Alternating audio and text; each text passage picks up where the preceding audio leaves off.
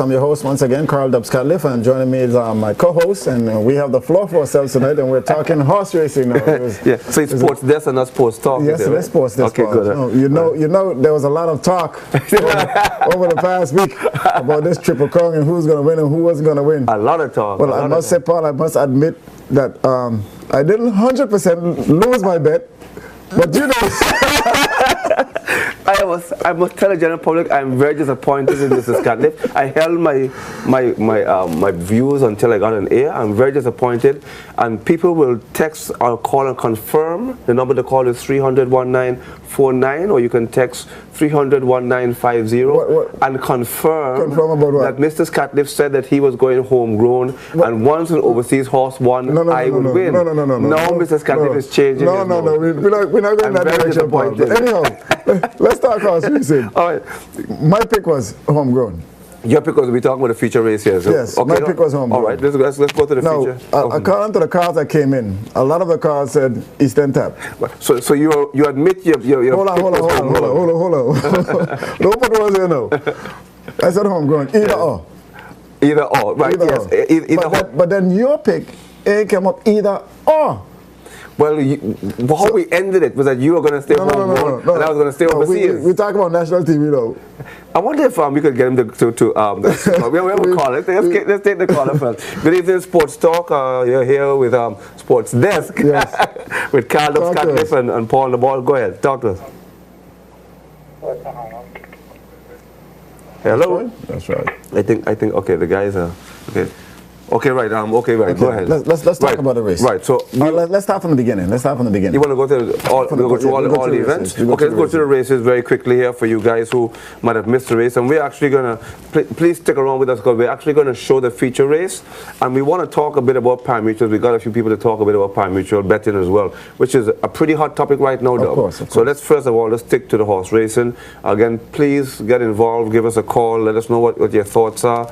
Okay, so the first race, it was the Patsy Lake Invitational, and it was 7 furlongs, and it was $3,500 added. That was the purse. Number 1 was Ray Maestro Jr. out of Tortola. Number 2 was Spirit of Fire. Third in lane number 3, lane, it's on the track now. Yes. 3 was Taxmaster St. Thomas. 4 Priority Express Tortola. 5 was Power 10 Tortola, and 6 was Paul's Gift out of St. Croix. So that race was represented by all 3 nations, if you want to call it, all 3 islands. The winner, of course, was Spirit of Fire. Which is Tortola. Which is the homegrown Spirit of Fire. So we held us. I told you, stay close to home. Stay close to home. I only went away from home in the feature race because I was very concerned about Slevin. That's the same thing you do with me. You left me here and you went away. Now you're back. Anyhow, homegrown on the first race. Yeah, he holding back, he hit me hard now, you see? Homegrown on the first race. Okay, so homegrown on the first race. Okay, Paul's Gift was second and Power 10 was third in that race. On to race number 2. That's the Oliver Sills Showdown. That's also a 7 furlongs, and it was $3,700 added, so they added another $200 onto that race. It was Mr. Gold Prospect out of St. Thomas, formerly Cat St. Thomas. Winning actor was scratched. Thanks McGivern St. Thomas. Mick G. Tortola. See, he corrected me there because he knows the homegrown names of the horses. Very good job. And Moonlight Event, that's okay? Tortola. Right. Okay, good. There was actually a lot of controversy over this race. Yes, it was. Yeah. From my view, what I saw, it was a bouncing, kind of cut off kind of race. It was a nasty race. Right. And I felt it was well placed the way they did it. I mean, McG was holding his own until when Moonlight Event, I think, came from the outside, cut him off, and who was on the inside of him? Mr. Gold Perspective? Well, Gold must have been on the inside, but it was Thanks must give us on the inside because he's the one that won the race. Right. Yeah, Thanks must given out of St. Thomas won that race, right? But he was not initially given the race. The race was initially given to McG. Right. Now, give me your opinion on our race. Okay, I would love for somebody to call and explain to because there was a large public there. They lasted a long time before it was nearly when the races were finished when they actually gave the official results. In my view, because I actually spoke to the owner of this horse, this horse actually didn't impede on the final results of the race. Which horse? Thanks McGivern actually did. No, thanks. I agree with you. Thanks McGivern Didn't impede right. on McG. But Moonlight Event did.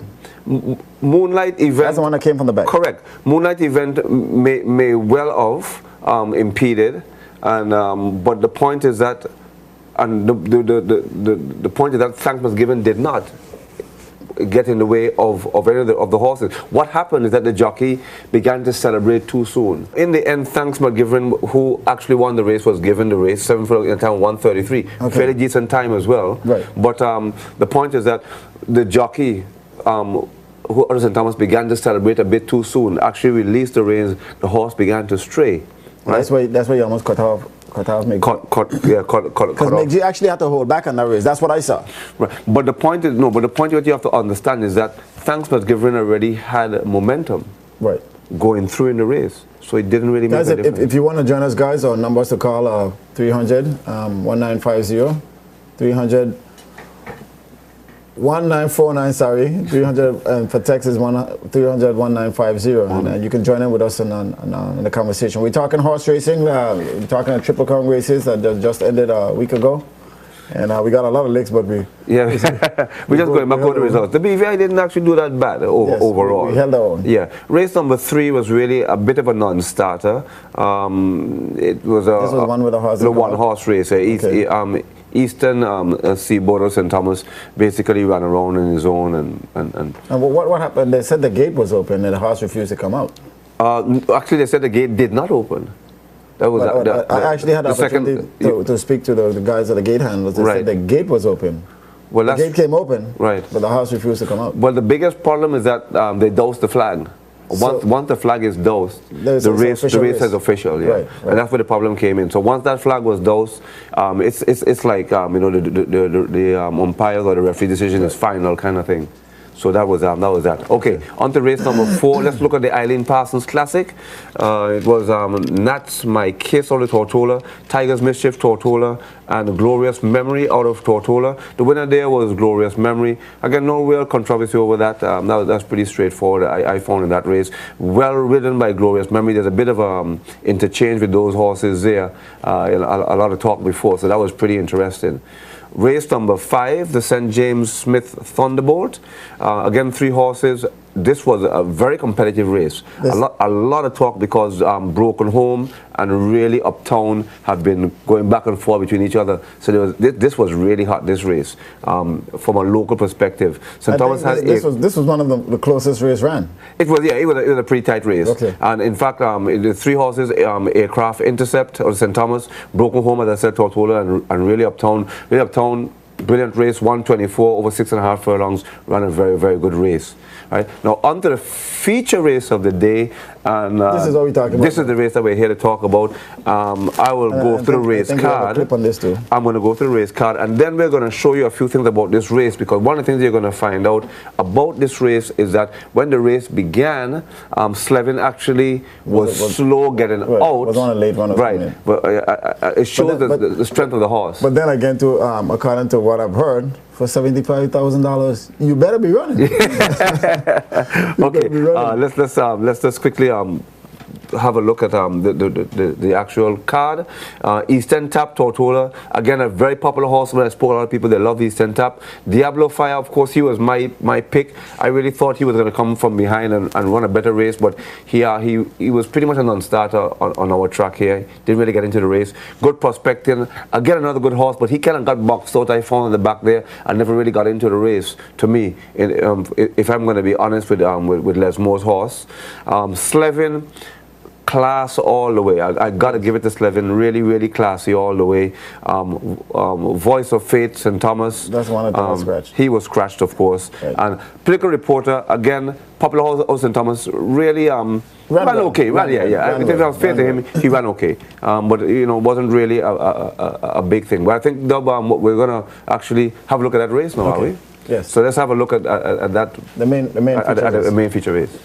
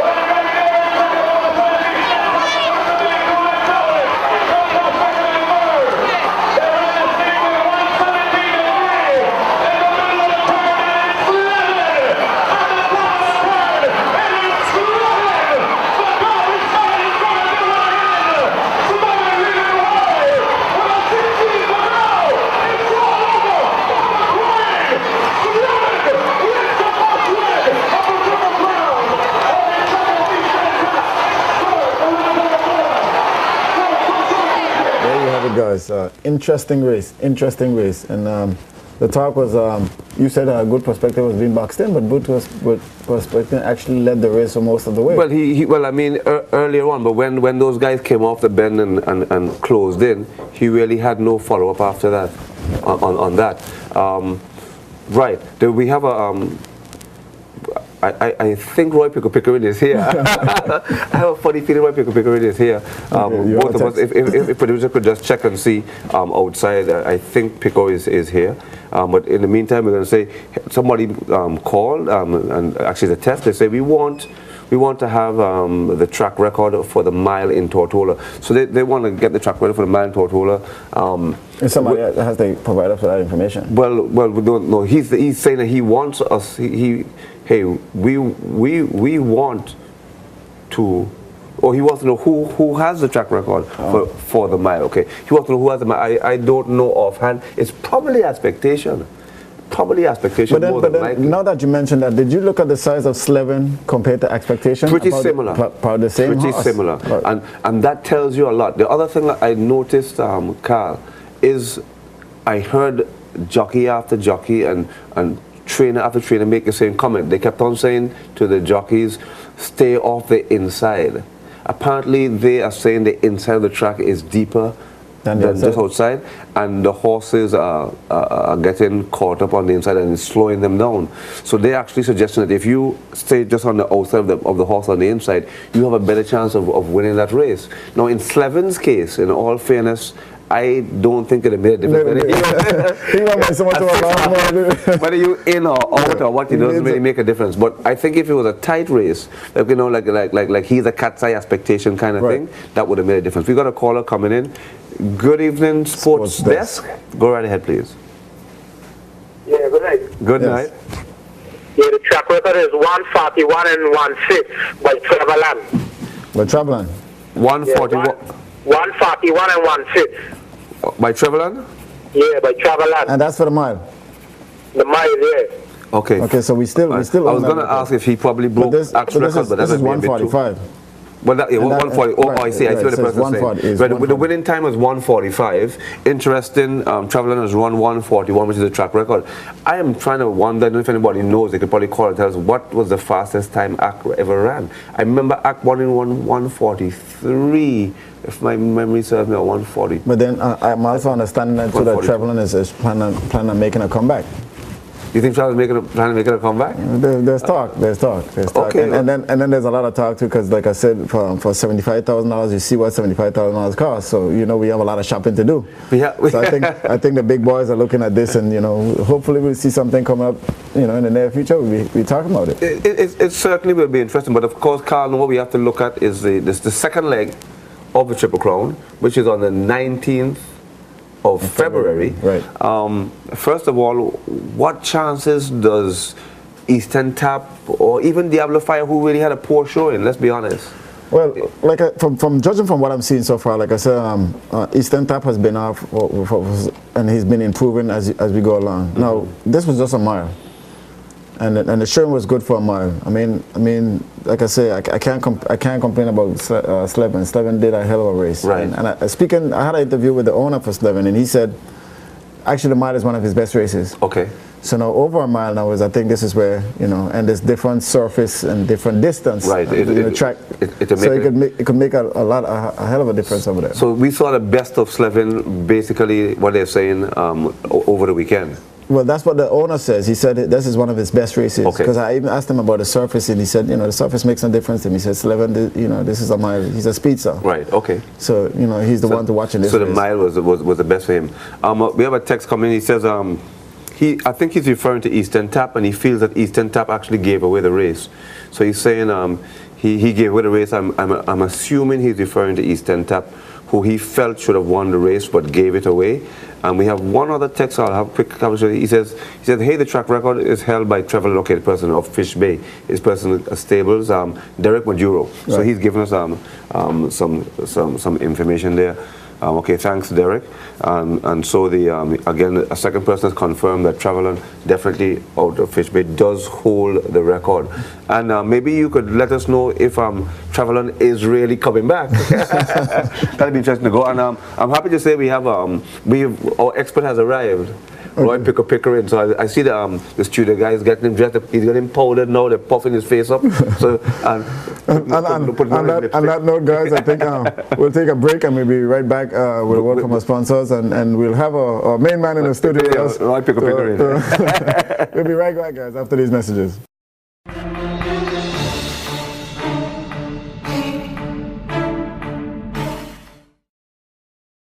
I am Tanisha Harrigan-Scott, and I am here to bring you some exciting news from Digicel. Now you can talk more and text more for only $15. A great new price point from Digicel, the bigger, better network. Have you heard? When you top up $15 or more, you get incredible deals with Digicel. Get 100 free minutes, unlimited SMS, and free weekends for 7 days to local Digicel numbers. Top up $15 again, and it will automatically be extended for another 7 days. For more information, drop by our store or visit our website at www.digicelbvi.com. Digicel terms and conditions apply. Being number one always feels great. Nagico Insurances is number one in insurance in the British Virgin Islands because we've made serving you our number one priority. We provide the best customer service, and most importantly, our highly qualified team provides you with the very best in insurance advice to protect you, your family, and your business. Here are a few facts to keep in mind. Nagico is the largest provider of general insurance, is the number one auto insurance provider. Nagico has the fastest growing medical insurance portfolio, has the most qualified group of insurance personnel to advise you on your insurance needs, and Nagico makes year-round contributions to education, community projects, and sports in the British Virgin Islands. Be protected by team number one. Nagico Insurance's British Virgin Islands. Call today at 494-6433. We've got you covered.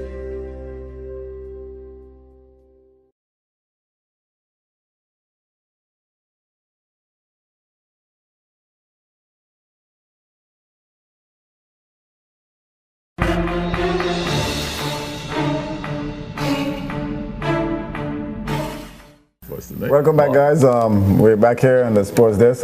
Just joined us in the studios is the main man we've been waiting for all night because we have some talk for him. Before we go ahead, we'd like to thank our sponsors, which is Rotan Wholesale and Gatorade, Digicel, Play to Win, and our kind sponsors. They've been satisfying us with the opportunity to bring this live for you guys. And don't forget our numbers to call is 300-1949. If you want to text, it's 300-1950. In the studios, you have the main man, Roy Pickering. They're waiting for you all night. We've been waiting for Pickle, but Pickle had to go to a wedding and left him the wedding and came here. Yeah? Not only that, but they gave him food, the wedding, he ain't bring none for us. I could settle for, I got to go. But it's good to be with you guys. Well, Pickle, we missed you earlier, but I mean, you're here for the main race now. Before we go into the main race, because I want to have a look at as you're here now, I want to have a look at the start of the first race and the finish. I wanted to have a look at the start first, but I have a quick text here I want to talk about. The person says that Ak actually never broke any records on our track. He said, but he'll say that the horse owners got scared. They did not run the races that Ak could break those records. He says, look at good prospecting. Since when does he run from the front? Pico, what do you think of that comment? That's an interesting point. Well, it's an interesting point, but one of the things is you don't break records if you don't have a fast pace up front. The horse that won the race, the big race, he won a monster race, but he didn't break any record. Right. Okay, you have to have a hot pace. Right. Act never you had a hot pace. In the case of like most time he came off the pace. In previous races, you only had Cleon and he's a cat, so they don't speed horses. Right. But then he do just enough to win. So you win. Right. You win, you don't necessarily break records. Record base come on the pace, sometimes the bias of the track bias and so on and so on. So I know you're always talking about it, but if you look at it here, Trevelyan has a record 141, and It's right here in the It's right book. there. There you right go. there. And Sutherland did 145. Yeah. So Right. you could look at it and make some comparison Yes, with yes, respect to records. Correct. You know. And again, Ak never broke a race, but I think if Ak was in this race, I Somebody think had to broke something. there would have been a record. But let's go broken. back. Time is a guy. But if you look at with Slevin then, because he literally, the guy handwrite him. He handwrite him. See, so he wasn't pushed to break any record per se. Exactly. Okay. He handwrite him. Okay? Because those boys set a pace, a moderate pace. Sure. Which I guess we'll discuss later on. Right. Because none of us expect Lesmore to go up front. Exactly. But he was there. But there's a little intangibles in there I'll point out when you all, as we go further into the race. Okay, we're going to do that now, but let me quickly just make take a text so we don't run behind. The caller says, I like the entertainment on the track for the Triple Crown. It was refreshing. The track also had a fresh look, Pico. Winner's Circle was very nice. He liked the people that were standing up holding the things, the Macadrumis, and of course we had the special high heel competition, which seemed so attractive too that we had to drag him back into the But then, winner's circle. why don't you talk when Pico had a mic and we couldn't even get that sound? I have become a celebrity. He was locked into this mic, I couldn't even get a word with him. Everybody wants a piece of me. Huh? And it was interesting. The jockey Mahal, Elmer Bond said, "Look, I've heard a lot about you, but I never met you." Is that so? But then as the conversation continued, because he used to ride back in the old Sugar Estate racetrack, when he was a minor to those guys like Phipps and Carnival and Tobago and those guys and so on. So, I've known him a long time, but he didn't know me. But I'm a celebrity now. It definitely is. Okay, let's get into that feature race, Carl, and let's have a look at the start of the race, because there is a suggestion that Slevin got out badly. Oh, yes, it Let's is. see, let's have a look at that. Okay, back to the race.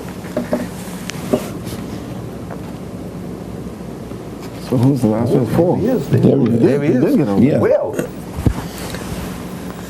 When done, okay, we can talk about it now. Let's talk about yep. it. There you have it, Pico. What happened was is as the announcer, he missed the break. So he came out of the gates last. Okay? But if you notice, he came out in hand. Right. What- He was meaning checked. what? He was checked. Well, he missed the break. Right. Just make the break. He had a bad step out of the grade. When all the other horses got out, he was late. He break last. Let's put it that way. How does that affect a horse like, okay, let's a horse that is not Slevin? Let's say all the horses were even, with an even keel race. How would it have affected a regular horse? Well, it hardly matters. Some horses break good, as you see. Some horses when they break, they stumble, they come right out of the gate. They go right out, they go to their knees. Like how and the jockey was able, expectation the jockey was able to pull them up, keep them in the race, and then you move on. So not too significant. No, there's not a whole lot of significant. Right. It would be significant if, let's say in the case of Slevin, where he beat the horses by a nose, or somebody beat them by a nose or neck. Right. That's when it would come into play. Right. But in this case, it hardly mattered because he beat them by about 4 lengths. Right, and that's my point, that because he is such a class horse, There you go. that even though he stumbled at the beginning, as we can clearly see, he was last out by quite a way, Pico, by a horse length. But let's go back to our legend, Ak. Ak had a problem coming out of the gate, and it was corrected, and the rest of his history. Right. But let me ask you a question, Pico. I mean, was it shocking for you to see Lesmore's horse up front? Yeah, that was a big surprise to me. Unless the two of them, because there's a perception that the cushions and the send up, they walk together. Right. We don't walk together. Right. So we don't know unless they could tell us that if It was a plan Right. between Lesmore, Eastern Tap. Okay. That said, because there was a little bumping on the first turn, because it was a good strategy, even if it wasn't planned, because political reporter wanted the lead because he's a speed horse, Right. and he didn't get it. But he was way in the back. He was way in the back because he was a speed and he wanted it. But So he because was he had supposed to be the one to set the pace. Yeah, but because he had the outside post position, which was number 5, it would have been a good strategy on the jockey, because remember I told you I was going to be cat and mouse in a jockey's Right, race. right. He's on the outside, he's a speed. I gonna go make him come around. Right. So you take him out of his game. Right. Okay. And then they went up the back stretch, but it was a surprise. But we'll never know unless they tell us that was the game plan to set it up for Eastern Tap to come off the pace. Right. But even though that was done, Eastern Tap was still right up and down in the mix. Well, so you he see- too again was up front. Well, you see, the thing is, as I said, they wasn't going to let each other out of their sight. Which is because true. the horses were all competitive with each other. Right. So you didn't expect them to be like 3, 4, 5, 6 Behind. sitting off the pace. Right. Because the one who was behind was Diablo Fire. Right. He was behind and he stayed behind. Do you think Diablo Fire or the jockey felt that he would have easily caught up later on in the race? Why he flew so far back? Well, yeah, well, because that's his running style. Off the pace. That's his running style, so off the pace. But if we would say in horse racing term, Diablo Fire, never fire. Right. Right. No, there was a lot of talk. I don't know if you heard about it. I heard it over and over again all afternoon. Yeah. I saw one owner very upset, shouting at the jockey, saying, "Why you had the horse on the inside? The inside is deeper. Inside is deeper. Don't make him run on the inside of the track." What is that all about? Well, there's certain part of the track that has a track bias. As the race go on from race 1, and they keep wetting the track, there will be a track wire. So some part of the track would come deep, and some slow. part would slow. Some part would stay fast. Yeah. So the jockeys who ride in the previous races, they're gonna know. Right. They will know because they ride before in the previous races. Would it always be the same like that, or was it just It's always just that way. Always No, so- it's always so that's that way. always a slow It's part, yeah. always that way. The deep path to the track, so the other jockey will try to pin you in to where they know is the deep path to the track. But Pico, I have the opportunity of interviewing the owner for Slevin, and he told me, he said, I don't have nothing to worry about. He said, this is my horse's race, which is the mile.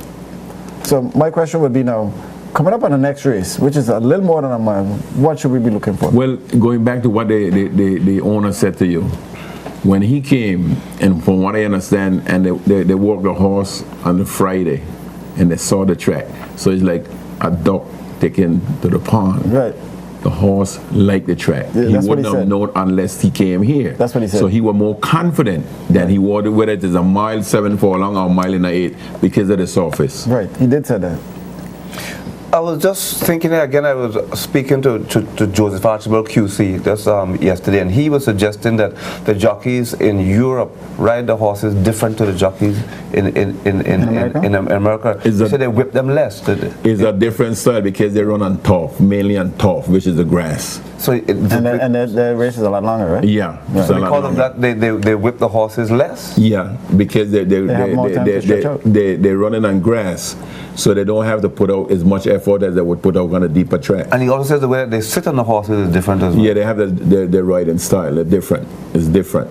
So if you had a jockey, would you prefer it, or a learner, a young wanting to learn, would you prefer to put him in a UK style of riding, a European style, or It all depends American on what style? track. It would be American style because the American style jockey they sit lower on the horse, so the wind from the horses that you see they try to go down behind it's the like neck. riding a bike. All right. Right, so the lower you could sit, the better. The better jockey is the one who could sit lower. Okay. So that's what gives them the And then they'll be able to, Exposed. their legs would be able to push them.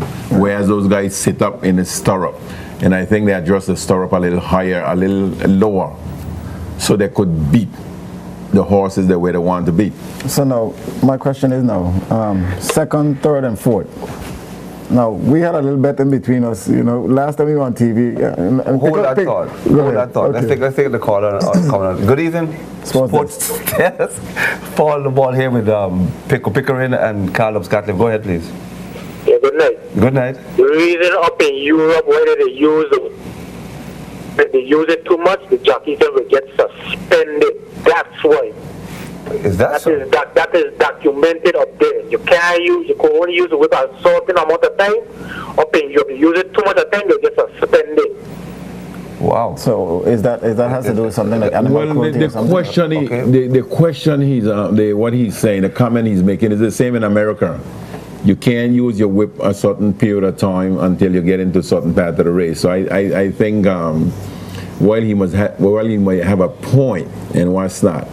They run longer routes, so they don't use the whip as much more to axe the horse to move quicker than the American horses. Do you think it has something to do with animal cruelty yeah. in all those bigger? I wouldn't say so. You know why? The caller, because the European jockeys, they run at a higher weight than the American jockeys. Right. Because most of the American jockeys are Latin jockeys. They're smaller. If you check, even in the Cup wagon some days ago, history was made in one of the Breeders' Cup race where a father, a jockey, rode for his father and won the race. Right. But the family traits is that he's going to come taller, so sooner or later he's not going to be able to ride. Okay. We have another caller coming in. Good evening, Sports Desk. Go right ahead, please.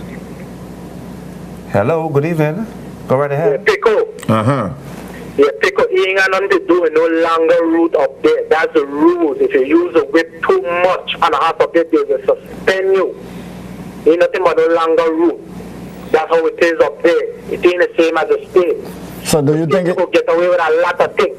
Up in Europe, you whip a horse too much coming down the strip, you will get suspended. Ain't got nothing to do with no longer route. Caller, not dispute your points on the routes, but what I'm saying, what you're speaking about is the same that is applicable to the American jockeys in America. You don't whip your horses until you hit about the 3 or the 5/8 pole. No, up in the States you can whip a horse anywhere, but up in Europe, you check, up in Europe, if you whip a horse too much, it could be 10 yards from the stretch. How much is too much? How much is too much? Well, they do a study on how much from the top of the stretch jockey will whip in a horse. If he whip a horse like 15 times coming down the stretch, he'll get suspended. All of that documented. so? This is considered to be animal cruelty. Well, I'm not. I can't subscribe to what the caller is saying, because in America, when you hit the some of the horses around what we call the 5/8 or the 3/8 pole, they start whipping. They whip them from their home. Okay. So what he's saying, I am not aware. All right. W, one at a time. Pico, I want to have a quick look at some comments that were made about pari-mutuels. We spoke to Elmore Barnes, the same friend again, Bobby Hodge and Julian Gordon. So we're going to run those interviews quickly, and then make a quick comment on them. Interesting to hear what people were saying about pari-mutuels and why they felt that it was needed in the BVI. Okay. So we'll run those interviews now. I joined to a Farmer Jockey Association in St. Croix with the local riders, get insurance, everything, workman compensation, everything I'm trying to organize when I get back to St. Croix, because we need that. We need a jockey association. We need a jockey association because it got a lot of benefit. We're supposed to be getting from St. Croix Racing because they have pari-neutral betting, and we didn't get it. So I went to the government house last week and I get all the farms to start the jockey association. So when I go back Tuesday, I'm going to all the jockeys and give them a copy of all the information we need, and we're going to sit down and we're going to talk, and which one look for the best for the jockeys then. We're going to sign the papers and get everything done, then guys will get the insurance, and from there, I'm going to be in charge of the jockey. How would that affect the jockeys as far as pari-mutuel is concerned? How would they receive payment through? Well, if they're going to receive the payment through the purses, you know, if like right now in St. Croix, we get a pari-neutral, and the portions then raise, so the increase of the jockey pay raise. So that's why I try to organize a jockey association together. This because if we don't have association and license, and my organization is non-profitable, and if I don't do this, we ain't gonna get nothing. So I gonna do everything and be the president for the jockey association between St. Croix and St. Thomas. That's really good. Maybe we could use somebody like you down in Tortola. My good friend Pico here next to me. We've been talking about pari-mutuels in the BVI for years. Well, right now I know I'm gonna get hard times to get it because as the church members them, I heard him for the last 8-9 years I come into Tortola is like they don't want to put this in place because the church people don't like gambling. But I think Tortola need a system like that to get a pari-neutral system going, to better horse racing in Tortola, because the purse them don't be good as August and now. It's the regular days, the purse don't be like right now and August. So Mahal, what you all get, the horse gets 60% of the winning share, you get 10%? Exactly, we get 10%. Of the winning horse? Well, yeah, we get 10% from the purse. And then additionally you get paid for your mounts? Exactly. Okay. So it's basically like what happened in the United States? Exactly, Puerto Rico, United States. Only thing we are wrong here, St. Croix, if you ride first place, you make your money off the board is $100. In the States, a Jack Monk is 40 and 50, 45 bucks, 35 bucks. St. Croix, a Jack Monk is $100. If you lose, you run off the board, you still get $100. Okay, for your monk. But you heard you mentioned earlier because your courses are raised. As this is a result of the pari-mutuel that you all get a commission from simulcasting? Exactly. Okay. That's exactly what it is. The thing about pari-mutuel betting or simulcasting, it supports the live racing. You have the live racing and then you have the pari-mutuel. And if you look at the pari-mutuel racing throughout, it's supported by betting, and it's what you call off-track betting. So what we were trying to do here for today's race is that we were trying to have pari-mutuel betting, not simulcasting, just pari-mutuel betting on today's races. But I wouldn't say we ran into a roadblock, but we had some different opinions, and the public, or I would say the governing body of the legislatures, apparently they weren't ready for it. So it became a problem, and they want to take it to a referendum. But I would say that Miss Eileen Parsons, she's been pushing it. She wanted to have the pari-mutuel betting today. She wanted to have a racing commission and have the rules and regulation in place.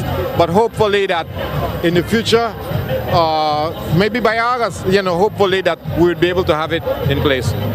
So in your estimation, pari-mutuels is the way to go and will have to become a reality in the British Virgin Islands? Yes, because the policies right now are just based on the gate receipts. If you have a low gate, chances are that the promoter wouldn't make the money that he needs to pay the policies. But with pari-mutuel betting and simulcasting, someone in St. Thomas, someone in St. Croix could actually bet on these races, and the horse owners and the government would get a percentage of what is bet on those races, similar like what we do in St. Thomas and we do in St. Croix. There you have it, guys. Topic is a hot topic.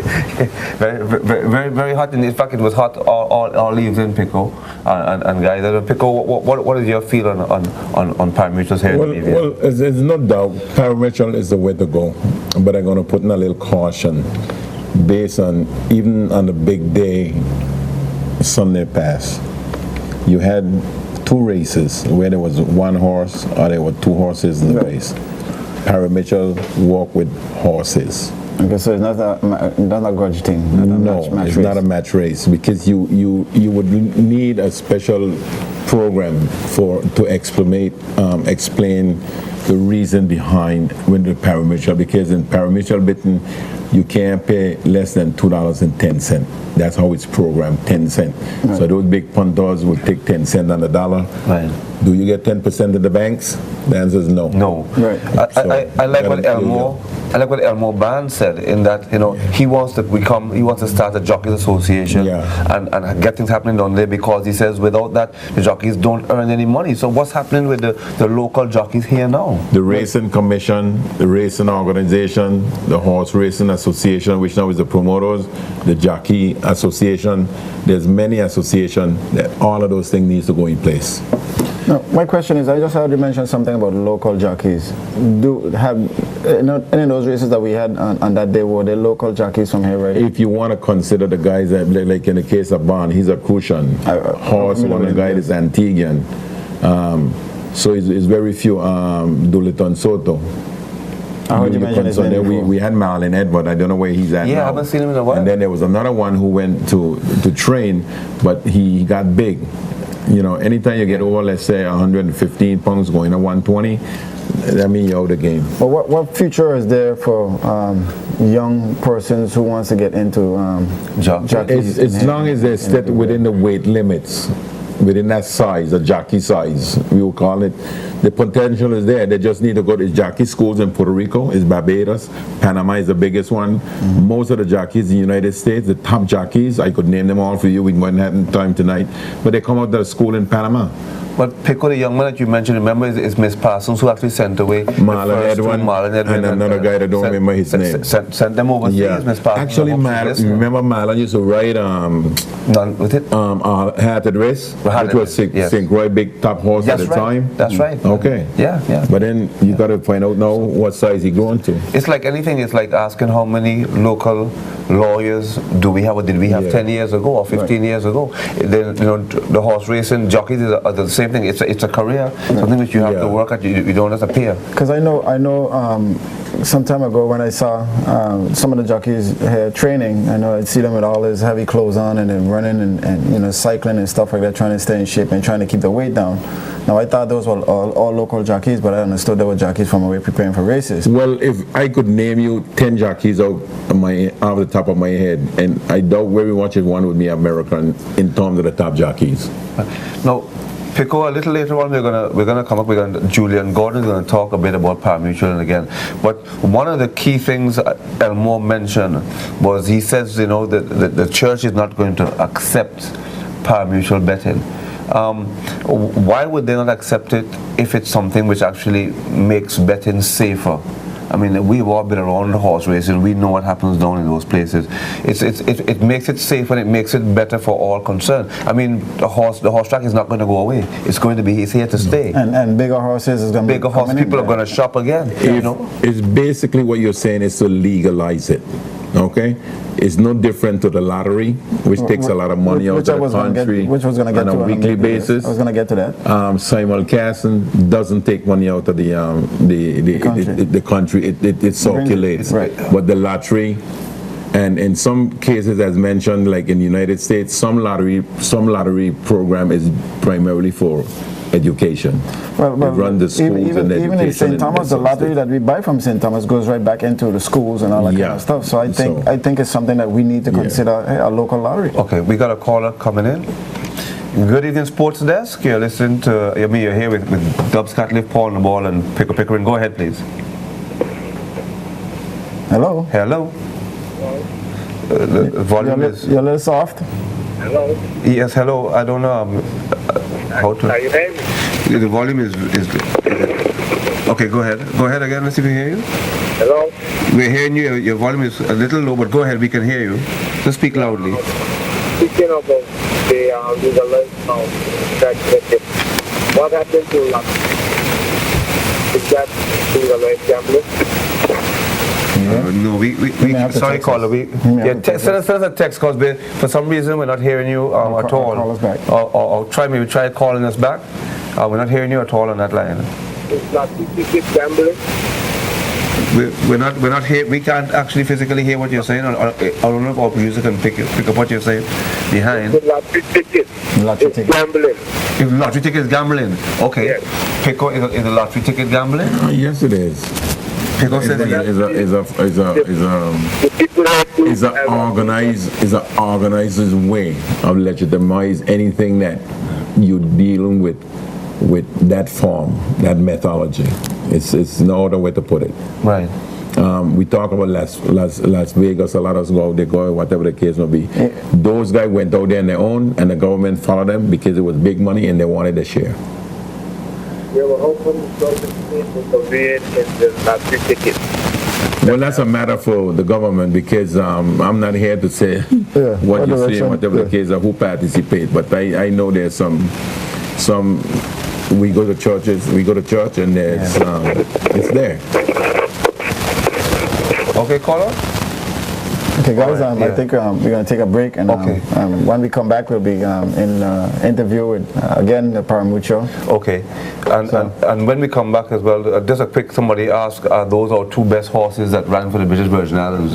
Somebody is very concerned. We can address that when we come back. We'll take a break, and we'll be right back after these messages, guys.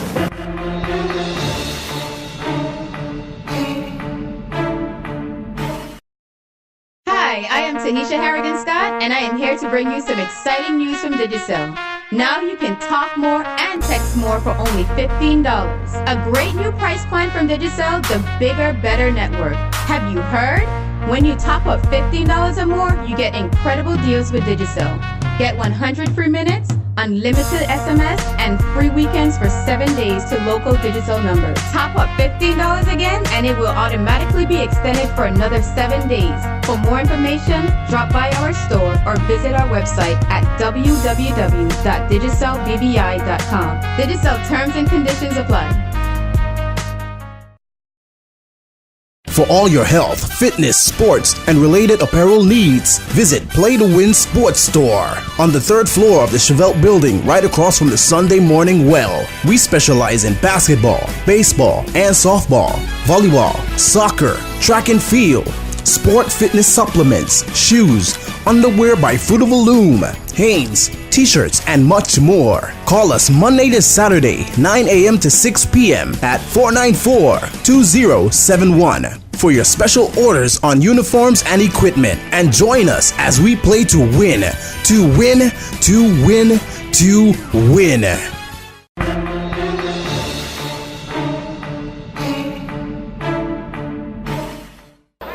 I think the issue of whether in fact we allow pari-mutuel to be utilized as part of the track's fundraising is going to come up as an issue, and more people are going to be pressing for it because it provides economic support. It's an issue with respect to whether it's of gambling, but like every other place, we have to make some choices, and whether we do it now or do it later, we're going to have to make a decision because a lot of people are pressing to ensure that in fact gambling unregulated obviously creates certain problems. Absolutely. So if we have the pari-mutuel, you can do simulcast and other things relating to the track, which would be beneficial, and hence broaden the availability of revenues for other purposes. Correct. I've been to a lot of tracks all around the U.S. and other places, Aqueduct, Belmont, down in Florida, Texas, you name it. And there's benefit to having the pari-mutuel, but the people who want to go to the track and do a bit of wagering. Not that they are the gamblers as such, but they want to wager on a horse. There's an opportunity. So I think it would be considerate for the government to, at this point, examine it properly and look at the benefits to, like lottery, for example. We don't have lottery because it falls in the same category of gambling. We have to make some choices. And the time is fast approaching when we have to make a determination. Okay? And there you have it, guys. That was just a clip of Julian Gordon explaining the benefits of the pari-mutuel here, and he was giving his point of view. Of course, my man Paul on the ball had the interview. But he's not afraid to talk now. He's on the hot seat elsewhere.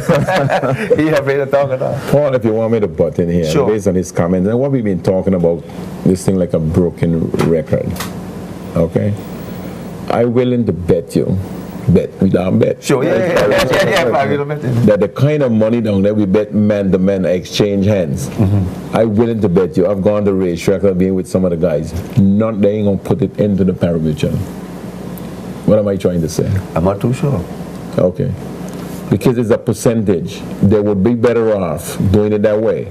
And it would be a safer bet because these guys bet on a thing what you call cross the line in the Virgin Islands. And let me preface by saying, only in the Virgin Islands we bet man to man. Every place outside of the every place outside of the Virgin Islands is pari-mutuel.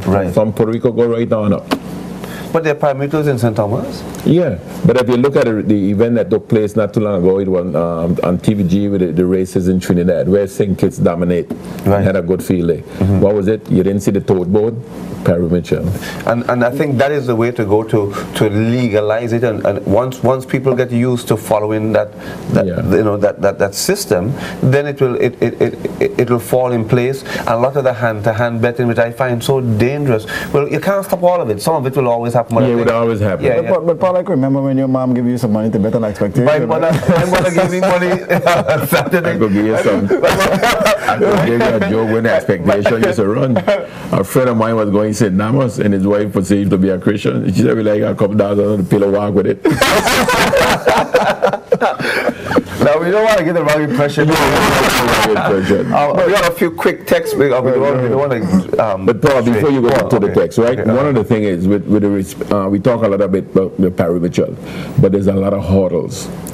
There's a lot of hurdles. So before we get into it, there's a lot of hurdles. That's all I you mentioned that before, and I think that's in itself is another program where we have to look at all those, those. We got a little ways to go. I think we do. Okay, yes and no answers here. The first question is: are those our two best horses that ran in the field? Referring to Eastern Tap, and of course, Good Prospecting.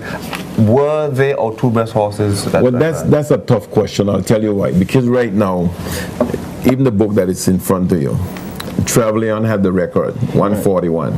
The horse went on bad, as we would like to say, 145. So you got Eastern Tap, you got Lake Texoma, you got Good Prospecting, Trevelyan, and what's not.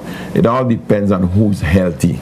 Who's ready all at these that who are time. healthy. Right. Because remember now, Eastern Tap is coming off a layoff, Right. and he's been moving good. As a matter of fact, the crucial them have their eyes on it, because remember last time when a guy called and told me about class and grade 1 and what's not, Eastern Tap is right in that league. But then adding to that too, Pico, even Slevin is easily beaten because Diablo Fire did it before. Yeah. So the chances are on the next leg, we could probably see a shake-up. Okay, go ahead. You wanna go, but listen, if you, I know you all wanted to speak about that race setup. So, what was the impressive thing about Slevin victory? Check where he passed them, and he was always in the mix. Remember, he said they were all going to be in the mix. Who was going to be the surprising thing is that good prospecting was up front, but the little bumping that it had on the first turn after the break, because political reporter wants to lead, that's his game, right? And then the jockey would say, "Look, you're not going to get in here." That's race riding, right. Okay, that was all part of the good game. But the guy on Slevin, he took back a little bit, because his entry mate, you would call it, the jockey could look, they could eye each other, because political reporter is his meal ticket, and he could see, well, political reporter wants the lead, but he can't get in, so he sit right up there. Good prospecting, you want it, go ahead, find it. Sooner or later, political reporter is going to engage you. Okay. There's some quick texts coming in.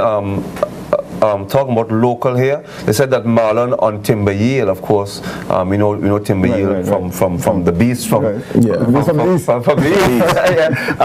He actually broke a record in St. Thomas with Timber Yield. Marlon were actually rolling. The same local. That's local. Interesting to know. And then another person says. Well, before you go there, my recollection about that race, St. Thomas track is the fastest track of all the 3 islands. That's what they said. And it was lightning fast that day. But that's not to take anything away from the horse. Okay. Just quickly, because this one is for you. A young lady said that she's a lady, she's a jockey. She wants to be a jockey. She weighs 104 pounds. She wants to know what she has to do. You got to give her your number. What happened? Get with the Department of Sports, and then let us send her off to Panama School, the best one. There's one in Puerto Rico, one in Panama. So she wants to be the first female jockey to. Once she's not afraid. Well, remember we had Tessa who used to ride Saggy, so she'll be the second one. But there's a lady jockey right here before. But if in terms of the lady speaking about it, engage with the department, and they would have the information, and then she got to go after jockey school. Okay, which department? I would think the Department of Youth and Sport. Youth and Sport? Okay, yeah. There you go. All right. Okay. And then they'll have the information. Well, of course, we need to get into race 2 now. Right. Now, race 2, the second leg is in St. Croix. And what's the date for the second leg? I think it's 19th February. Yeah. Now, there's also, I understood there's also a boat ride for interested persons who wants to go across. I think the fare is $160 round trip, which takes you there, and then they have some vehicle to pick you up to take you to the track and back, which is not a bad deal. So if you guys are interested, I think you just need to interact with the persons who are in charge of that. I think it's Enos Aaron. And one of the reasons I think it's been asked in quite some time, one of the reasons for the second leg is because of the fair over in St. Croix that weekend, the agricultural fair. Yes, that's right. So a lot of people, there's going to be a lot of movement going back and forth. There's going to be a lot of boats. So it's a nice time to go to St. Croix. Exactly. It's a holiday and actually, the third leg is a nice time too, because they're getting prepared for St. Thomas Carnival. St. Thomas Carnival, so they'll definitely be there for that. They definitely set it up very good. Yeah, we good for the third leg. So that's me to answer the question, because we even when I interviewed this former Senator Bud Bryan, it was the same question being coming up, because St. Croix being the bigger track, they was looking at it the Triple Crown, because it's always the first one, then the second one is shorter, and then you go to the long one. So St. Croix is like the Belmont, which is 1.5 miles. So, but that's the reason that it would be incorporated with their agriculture fair. But let me ask you. Go ahead. You want to ask my question? Go ahead. Pico, who is your pick? He can't rush me. He's trying to rush me to have the same question. On the second leg. For the second leg? I got to ask the same question. That's a no-brainer. Who? Slevin. Slevin? Okay, here's what I want to ask you. A similar question. Remember that Diablo Fire has beaten Slevin before in St. Croix? Yeah. He's the only person that beaten Slevin. It appears as if Diablo Fire didn't seem very comfortable on our track. right?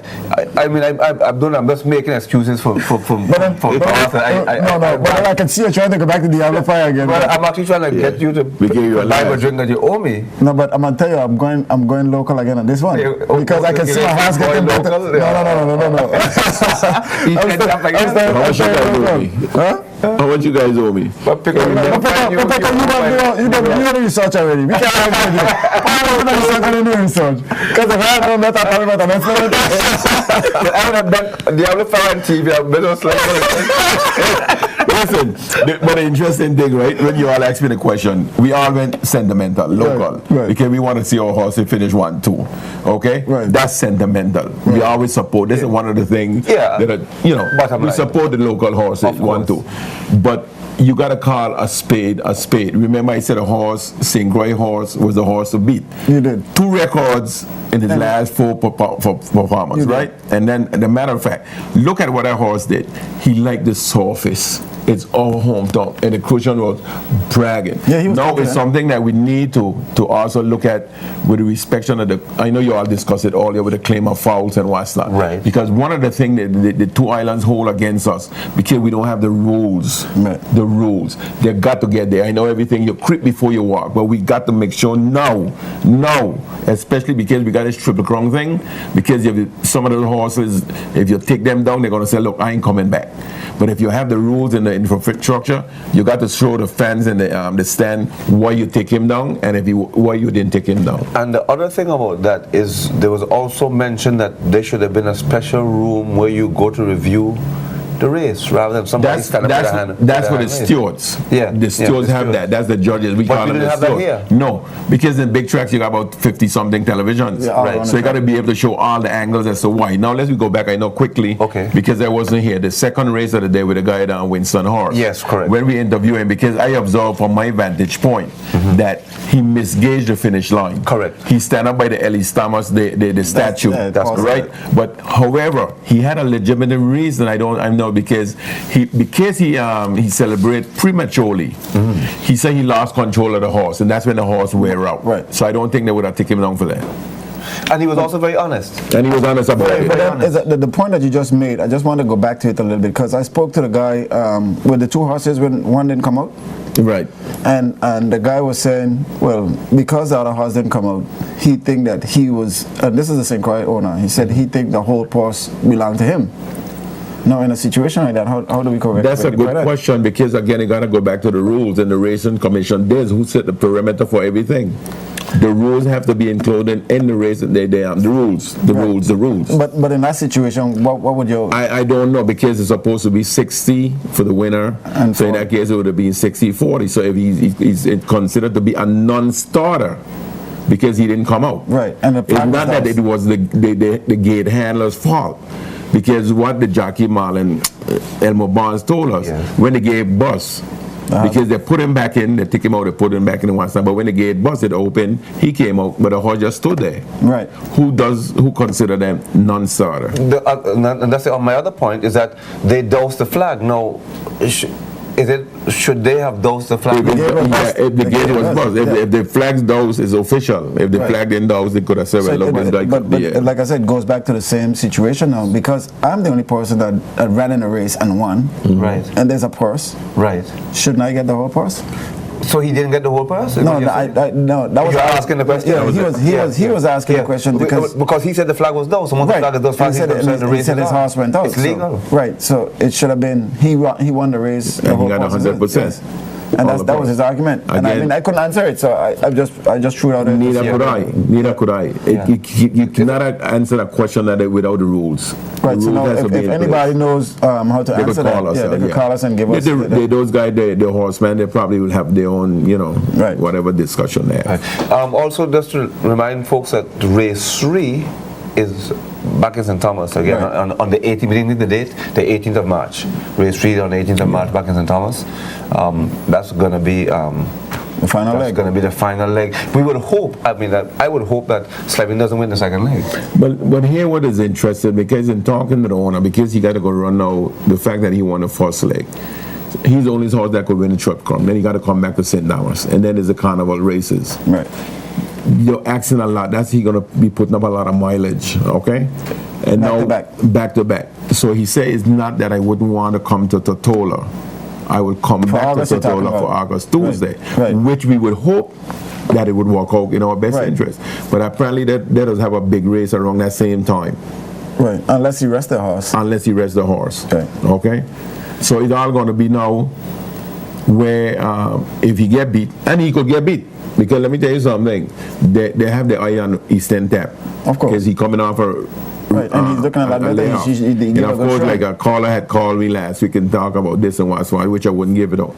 Eastern Tap is as much class. I wouldn't say more class, but he's in that bracket in terms of class and the races that he won previously. Yeah. Dub made a point earlier about Travelon and asked him whether he could be brought back, and somebody again text about Travelon. Let's assume that Travelon gets up and begins to run well again. Remember somebody had the point of could a horse miss a race in a Triple Crown and come back? Is it possible for, let's say Travelon gets in shape to take part in the second and third leg? Is that possible for the horses to appear in the yes, Triple Crown? according to the formula that they're using. Now, I'm not sure that Travelon participated in any other races that would give him some points. Okay. But nevertheless, you got to understand now because if you run in a previous race where you got beat, let's say where in the case of Totola now, we're speaking about Travelon, maybe Roy Barry could call us and correct us. But if we don't have entries, because remember, we got to put in 2 entries. Right. So whether it's good prospecting or Eastern Tap, and you go down to the next set of horses in that line. Yeah. So let's say he could fall in that category. So it's like Lake Stectoma. Right. And who's the other big horse on the ground? I'd have to look at the notes. You got to look at the notes. You see the point that I'm trying to Yeah. Just somebody answered the previous question we asked about the purse, and he said the reason why he only got 60% of the purse is because he never set it was never set as a match race apparently, Pigo. He only was entitled to 60%. Well, that's a good point because one of the horses was scratched. Right. 2 of the horses, if you go back to the races. So that's a good point. Right. Now, something you just mentioned, you mentioned the big name Lake Texoma. Tell me what's the problem with Lake Texoma? If you look at it, I lost big on him. Yeah. No, let me say this. Them boy, you might get some licks for that. But the race, and you could because Lake Texoma is the class of those 2 horses. Oh yeah, but he belongs up in that big class because remember he was there for the Premier Cup. Right. But if you look at him, he needs some races. Something physical is wrong. If you know anything I was understood that he was tiring. Yes. And when you're tired, you drift. Right. When the horse is tired, you drift. Because he was leaning up until about the 16 pole. So he telling you something that he's not fit or whatever it is physically, we don't know because I'm not aware. Could it possibly be bad training, inexperienced training? I mean, I'm not picking on anybody specifically, but is it sometimes like with an athlete, a coach gets distracted? Or certainly. And just certainly. Not looking at the horse? Yeah, certainly. Because I remember when we were here last week, I referenced to a cricket batsman. Slevin is in good form. Right now he's in best form because he run more than other horses. So it could be that Lake Texoma is not in good form and something that he need to catch up with once they have that downtime. Right. Okay. No, I was just going to say LMB stable is the best of the best. I mean, because the other horses are running pretty good. 19. Yeah, so maybe it's something physically, I don't know. Yeah. Now, Paul, I think we're on the time again at the clock, so we have to wrap up. Okay. I mean, the conversation is interesting, but I'm going to give the main man Picker. Yes, the opportunity to go on. Well, you know, it was the first, we talk about it a lot, Triple Crown. It became a reality. And one of the things is, of course, Totola is always good host to any event. Of course. And the Horseman Association needs to be given a big up. Right. They did a pretty good job. To do that, And, there was a few glitches that I think eventually they'll get ironed out. Those King will get, we have more horses because a few of the St. Thomas horses didn't come over. But on a day of any Triple Crown event, whether it be here, St. Thomas, St. Croix, you need full gates. but the fan was there to support you.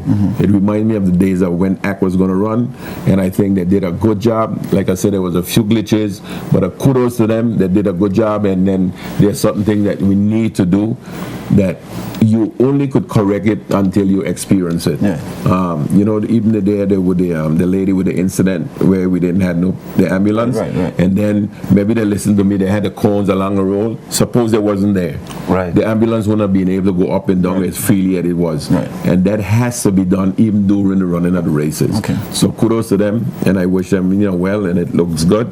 It was a nice... I enjoyed it. Just two quick things. First of all, I told one of the ministers of government that we are going to be talking about pari-mutuals, and he said, whatever I do, don't say it is the government ask or anything about pari-mutuals. So I'm making that clear. I am not speaking on behalf of the government. We are talking as sports desk speakers. And a quick text came in, and it's quite an interesting one. He says the only horse that can beat Slevin is Lake Taxoma. He says, but the trainer have to get him back. So apparently, he has the wrong trainer. I'm reading a text. Listen.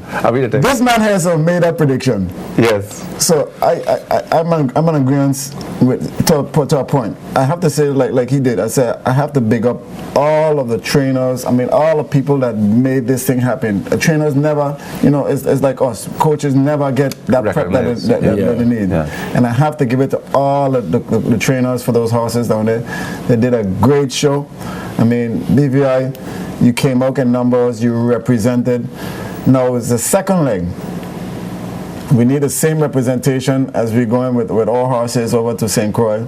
We need your backing, we need you right there. I know, it'd be nice for the guys to see the BVI back in the BVI. We need some flags. Yeah. So we need those T-shirts, those branded. Like Bob used to do. Yes, we got the brand. We got to go over with our name out there representing. And one quick one, if you don't mind, we got to reciprocate. The Crucians was there. The St. Tomian was there. The St. Jonior was there. The Budging Guardian, and again, everybody was there. It was quite an outing. Historically, we could say, well, I did your second one. I want my second one. The Crucians said that they were so pleased with the way that how we treated them. He said they said we didn't lay out on the red carpet. They said we did double. We went over the top with them, and they said they want when we come over there to give us the same. So they were very, very pleased with our hospitality. And I would just like to say, please, if you're going to make a bet, please pay. You owe me drinks. I'm on air. Please. That's it.